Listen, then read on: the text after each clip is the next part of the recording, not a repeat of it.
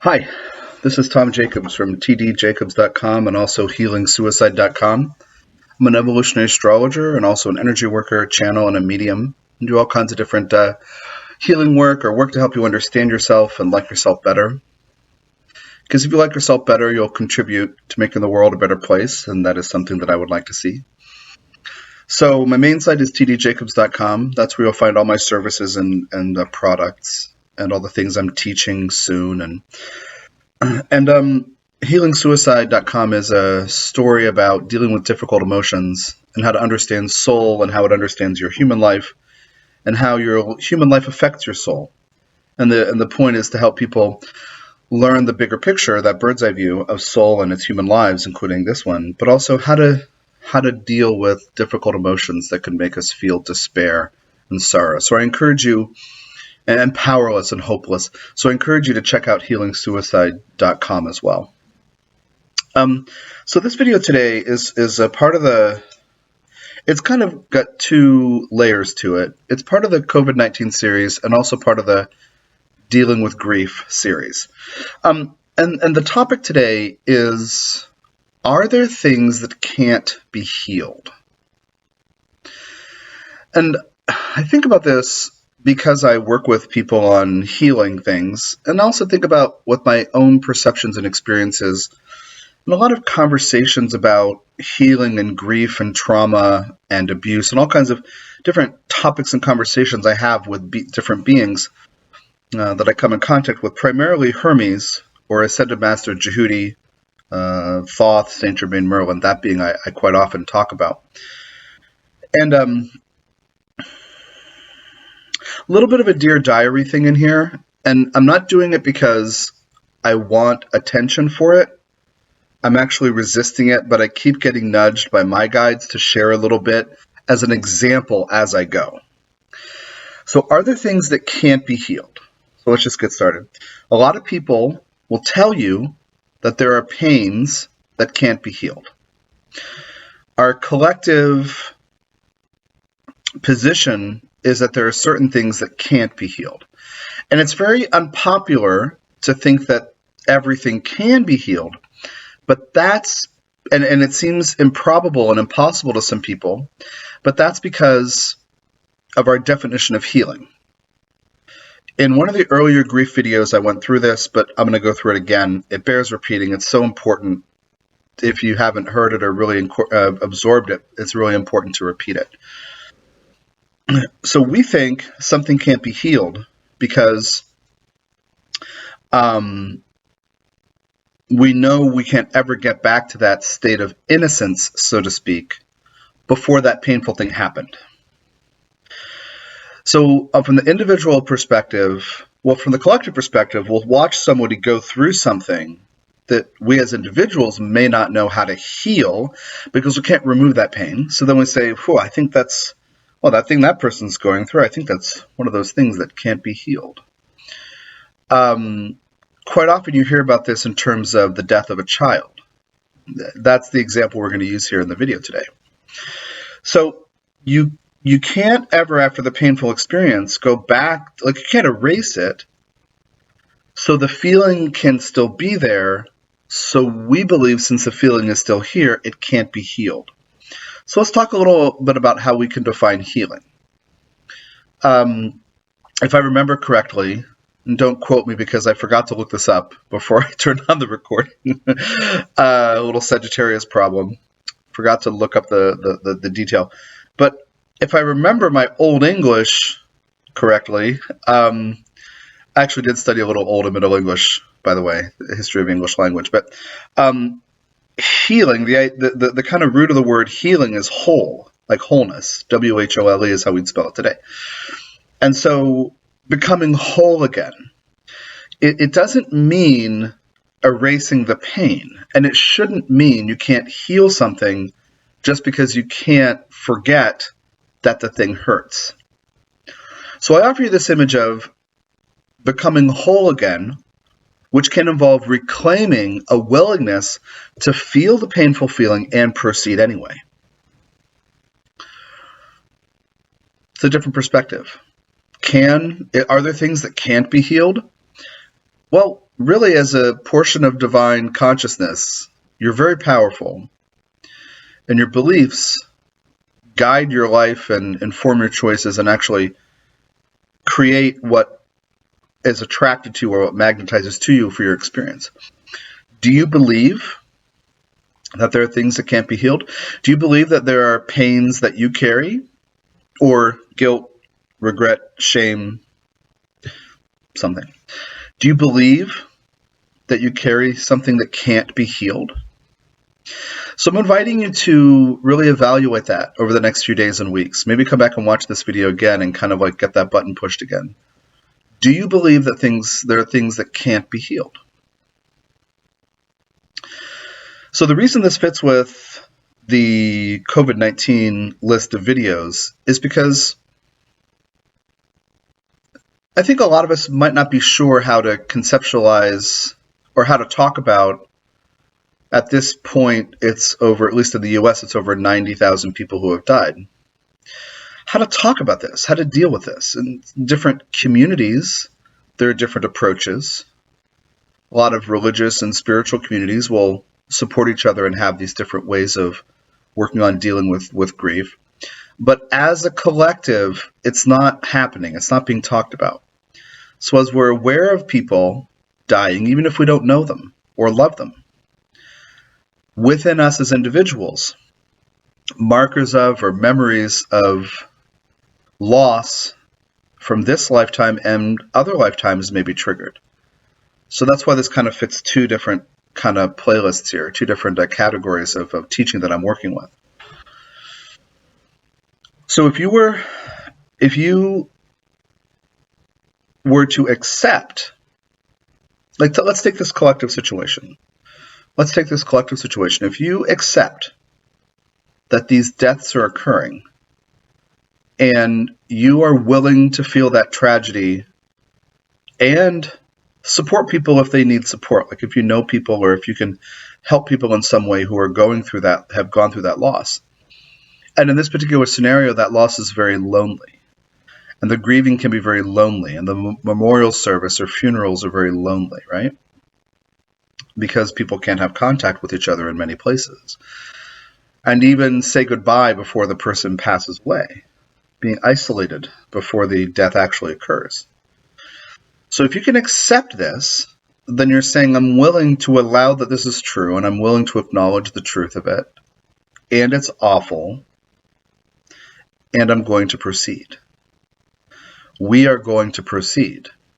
Then you're leaving a door open that things can be healed, because you're not insisting on a definition of healing that the pain should be or must be erased in order for you to be healed. So we accept and we endeavor to move on. And this, I think this is what a lot of teachings in religious and spiritual communities will come down to, where people will come together surrounding a death and they'll support each other and they'll hold each other and they'll listen. The people who have not passed away, the survivors, are the people who are left. I was going to say leftovers, and I thought that was weird. People who are left over, who haven't crossed over, the people who are still alive, and how communities like that have strategies for dealing with death. And that's a huge part of what religious and spiritual groups can be really great for. So then let's look back at an individual thing that you feel, a loss, a grief, a trauma, some kind of violation or abuse you may have experienced, or a choice you made that seemed to cause a lot of harm and causes second guessing or self-doubt and pain and guilt and shame and anything else. Something you've done or something that has happened to you. Do you believe, are you willing to believe, are you open to believing that it can be healed? In other words, are you willing to feel what it is and to be with it and to stay with it as long as it needs to be felt and to have it stay with you and inform you and change you? If you are willing to not deny it, to no longer ignore it or downplay it or shame it or brush it under a rug, sweep it into a corner, put it behind that bureau or that dresser or whatever, then you're letting it be in your space, in your life. That leaves a door open for you to heal, as long as you're not defining healing as erasing the thing, because you can't erase the experience. You can try to forget, and that's going to cost you a lot of energy. You can downplay the significance that it has had on you, or might have on you still. That will cost you a lot of energy. So accepting the painful feelings, whatever they are, without judgment, without shaming yourself, without wondering if something's wrong with you. So the way that I look at a human is as a collection of bits of consciousness from across time. Yes, I am my name, and I was born where I was born, and I have my preferences and my job and whatever, my likes and dislikes, and this skin color and whatever. I speak this kind of language. But I'm consciousness, in fact, that exists across time. And so I have access to memories for many lifetimes, and you do too. Since the end of the Mayan calendar in late 2011, a lot of people say late 2012, and you could look at my Mayan calendar videos. And this is the third playlist to add to this one. Since then, the most pressing thing for you as an individual, me as an individual, that needs healing from many, many lifetimes has come up for review. And I explained in a lot of places, I'll give you this image again. Before the end of the Mayan calendar, the big event was not some magical thing that didn't happen. The big event was the cubicle walls, or the veils, between different aspects of you, including other life selves and your present-day self. Those cubicle walls went down. So instead of kind of vaguely hearing someone across the room talking, you can't understand what it says, like someone's emotional content from your past lives bubbling up, or being there. The cubicle wall is down, and you can hear that person so loud on the phone that you can't hear yourself think straight. The veils between dimensions, the cubicle walls have receded. So your most pressing other life problems or pains now must be faced. They're on the surface 24/7. So even since 2011, late 2011, it is costing you even more energy, life force, juice, to keep it out of consciousness or to shame it, to try to corral it in some corner so the pain doesn't take you over. So the reason this is a little Dear Diary thing, I actually recorded an audio thing for SoundCloud the other day, and I'm not going to post it, but I'm going to distill a few moments of it, or repeat here just a little bit. I was just kind of processing. I sometimes do Dear Diary things about something personal that I perceive, or I'm told by my guides, may have benefit for others going through certain processes or something. Sometimes I do about transits, like, oh, Saturn's squaring my sun, and here's what I'm learning. And sometimes it's just about an emotional process or something that I'm, resolving from another life, or something I'm making progress with. And so that's the category here. It's not about astrology stuff. And it is about grief. And for me, the numbers of people who have been dying around the world with the COVID-19 business, it has affected me in an indirect way, and then in a direct way. In the direct way, it's like part of me says, like, well, gosh, what can one do? What can I do? Like, is there something that I can do? But I've actually been so distracted by my own grief for years, most of my life, that I've found a couple little things I can do. I can give you energy work MP3s. I could do videos like this to teach you stuff. I could do counseling if I can help. But I've been so preoccupied with my own stuff, and I finally started to make some progress after, I was kind of a happy-go-lucky kid in certain ways until like 8 years old. And then I became sullen and depressive. And part of that had to do with like family stuff. Like I just knew I was never going to have the relationship I wanted or needed with my dad. When I was about 7.5 or 8 years old, I really saw that. And I just got really depressed. And so I was depressed for years. Finding astrology, it helped me, finding evolutionary astrology, finding Steve Forrest's work, and then working with the Ascended Master after learning from Steve, really helped me understand how to, create a more positive view of the world and life and God and the universe and people and life. But anyway, most of my life I have tried not to have to deal with grief. And then for some years I've been trying to figure out how to deal with it. This last week I actually made some progress, finally. And one of the things that's been happening is, for years, several years, as this stuff has been pushing up, I will be in a grocery store. I've said this a few other places recently, but so some of you might have heard this before, but I'll be in a grocery store minding my own business, and I see some parent with either several little kids or with one little kid. Maybe that kid's like a boy who's like 6 to 8 years old, and I can't handle it. I can't deal with it. So then I say, well, Tom, open your heart, ground, relax. This is an issue you're trying to heal from another lifetime. And when I do that and I open up, I just start crying. I just cry. I'm the guy crying in the grocery store. I've joked about this with my partner because my south node in Cancer in the 10th house. So I'm that guy who's crying in the store. Not every time I go to the grocery store. And now with the COVID-19 business, people aren't bringing their kids to stores, mostly. So I have a little reprieve. Hey, everyone's staying 6 feet away from each other. That feels right. And stores aren't full of kids every day. But anyway, it's been hard when friends of mine have kids. And the worst was when my sister had a child. And he's 17 now. My nephew is 17. But it's been almost impossible for me, to deal with him, to talk to him. Because part of me is trying to protect myself from all this pain that's unprocessed. So I know of like one lifetime, where like my whole like community is like kind of decimated in front of my eyes. I think I write about that in the Soul's Journey 3, a case study, which is about my own past lives and dealing with healing emotional stuff. So there's that thing.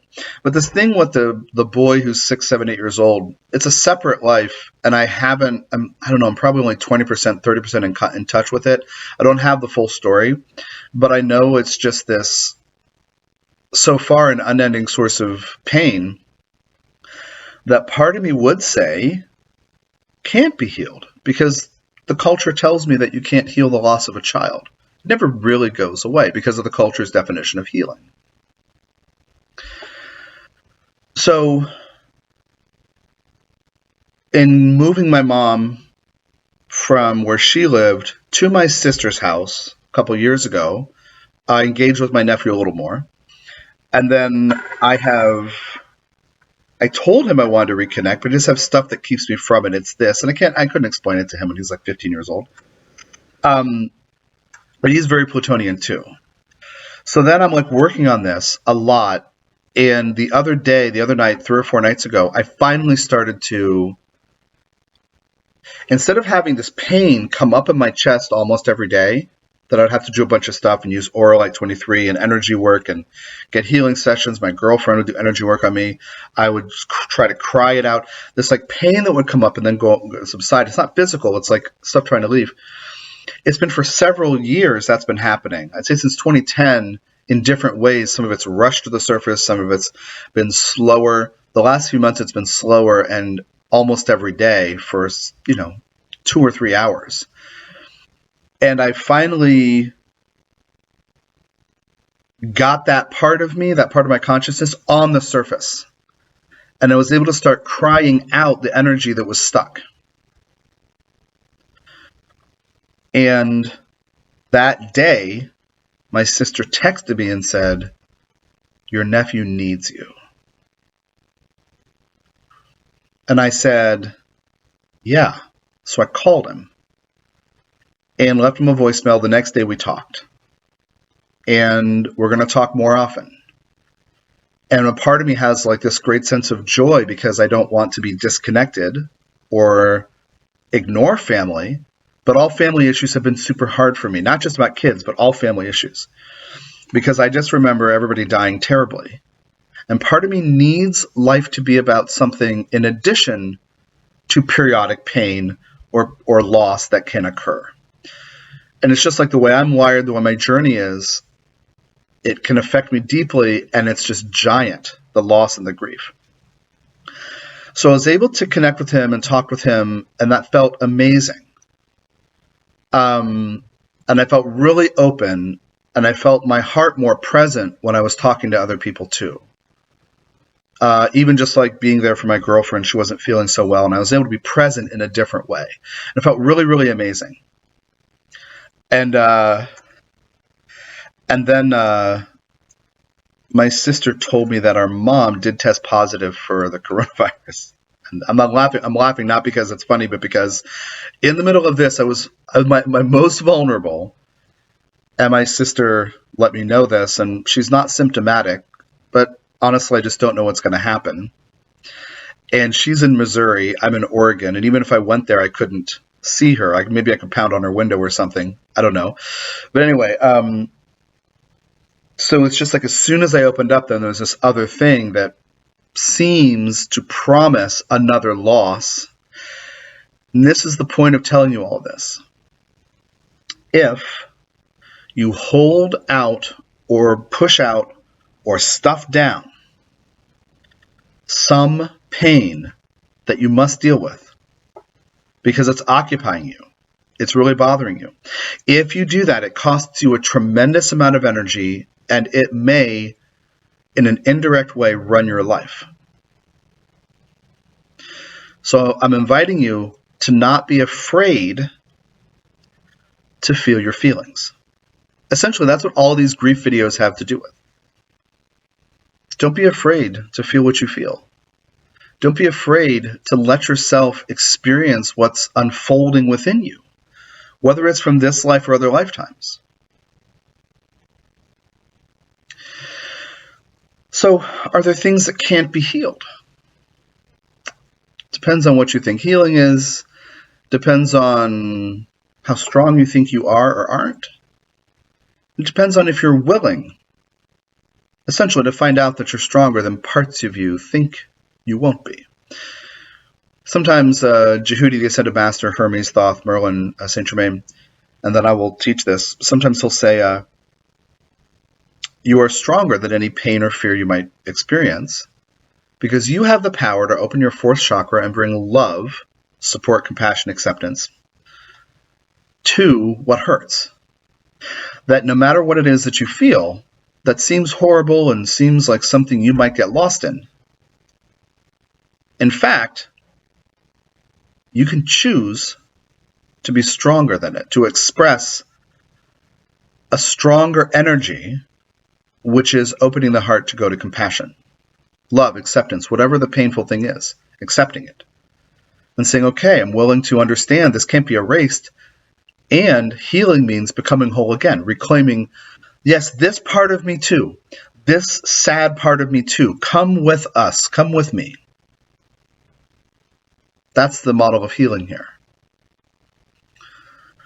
So I want to leave you with this image, and then maybe just a little bit more about my Dear Diary thing, because I'm processing my emotional problems.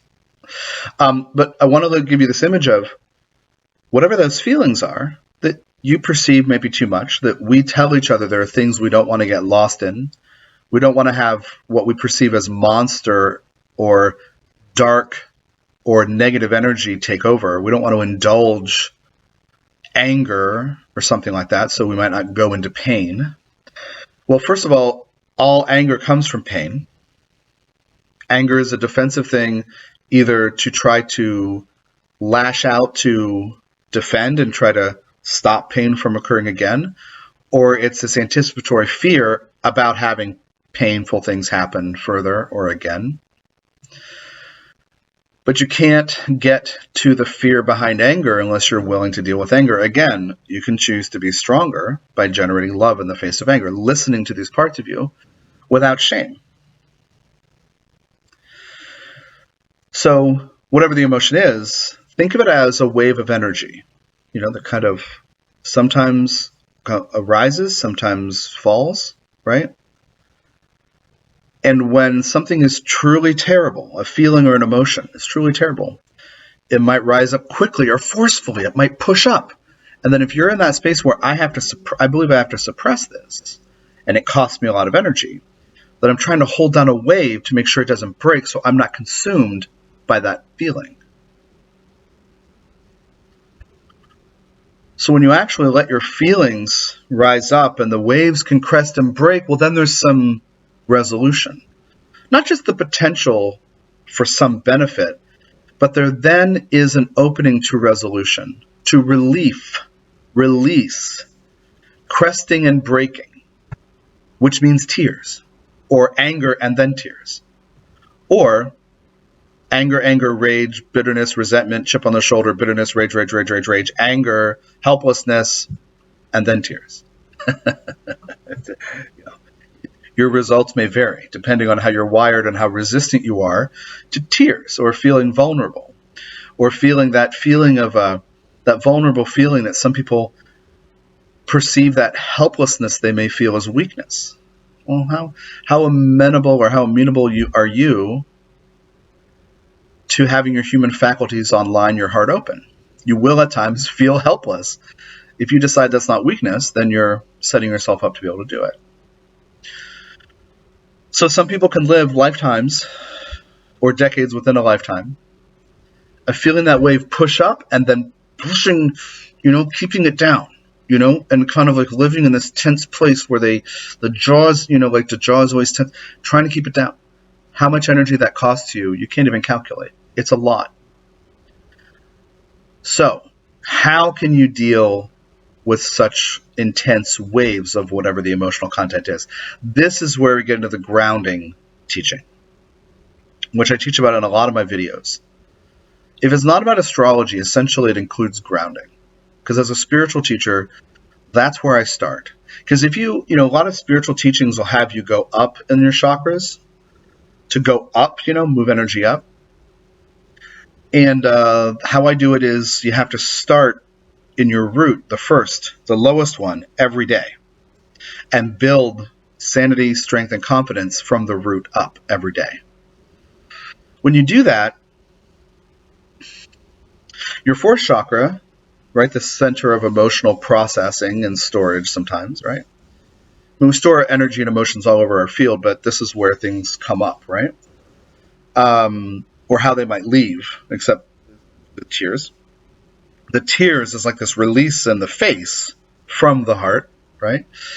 Then the heart chakra, the fourth chakra, has some solid foundation. If you're building from the root up, it has a solid foundation to sit on. So when your heart opens, you can be less afraid of what's going to happen next. Meaning if you're in your body and you're grounded and centered, and that's what the chakra course is for. Parts 1 and 2, covering all 7 chakras between 2 parts. But the first part on chakras 1 through 3 is where I want everyone to start, and I'll link to it in the description. It's everything that the Ascended Master has taught through me about the lower 3 chakras. You get the whole thing too, but just the first 3, we really need to make sure we focus on this grounding teaching. So if you are in your body, you're aware of your feet, you're not denying lower chakra issues. I still haven't decided how I'm going to say it. Chakra, whatever. I've said chakra for years, and something's changing in my brain word factory. When you're more stable in your body, you're more stable in your energy field, you can more intentionally deal with your emotions. That's the point. So you can make some time for those waves to come up. And you cannot shame the fact that you feel what you feel. You can let things be what they are, let things unfold. So are there things that can't be healed? It's up to you. It's really up to you. And so I'll just tell you this. I remember my sister was overseas. My sister and her family were overseas when my nephew was born. And her husband at the time was studying overseas, so they were out of the country. And so it wasn't until he was 3 that I met him, and I remember panic starting to set in as I heard his 3-year-old voice in the other room before he came in to meet me. Like, I remember, oh my God, wait a minute, what's going on here? Something's starting to get triggered. I just remember that. I'll have that memory. And then I was talking to him the other day. I just kept thinking over and over again about his beautiful voice. Like this rich, deep, full voice. And that was kind of like a full circle moment for how open I can be and how present that I can be. And the thing is that perception that we can't heal stuff, this part of me will have that fear and that feeling, that fear of loss and grief. That part of me will have that always. But I can work with it to integrate that part of me so that part of me isn't locked out into the cold because I'm afraid of feeling that pain. Well, if I'm shoving down that thing and the wave can't break and it doesn't release, I'm feeling it always. I just want you to understand how much it costs you and how much I've cost myself with this, how much energy this has cost me to keep something under the surface. So acknowledge what you feel, whatever it is. In the face of it, you might feel powerless. You might feel a volcano of anger that scares you. You might feel such a chasm of empty darkness, of loneliness or pain or grief that might scare you. Okay. Got it. It's your job to have compassion for the parts of you that carry those feelings. And say, okay, I can be stable in my body and my energy field. I can work on stabilizing it over time, the grounding process. Okay, let me look at this. And as far as the collective situation with that's the only way anything's going to get healed for you with this kind of stuff. But as far as the collective situation, what is it, over, however many thousands of people, 300,000 people worldwide, 80 in the US or something, 80,000. There are going to be more, especially as policymakers are sending mixed messages about that everything's fine and we can just reopen the economy without without paying attention or just ignore that it's happening. There are going to be more people dying. And so we also have to grieve having crappy leaders in some places. Some places not so crappy.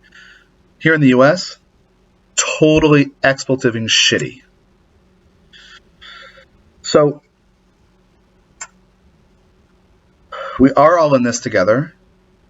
And as you work on your own stuff, you can also figure out how to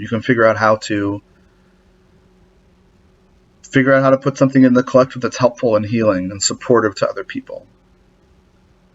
Helping people in your life, running errands for your neighbors. I don't know. I live in a strip mall in a hotel. I don't really have neighbors, but maybe the guy who works in the tire place across the way needs a grocery store run. I don't know.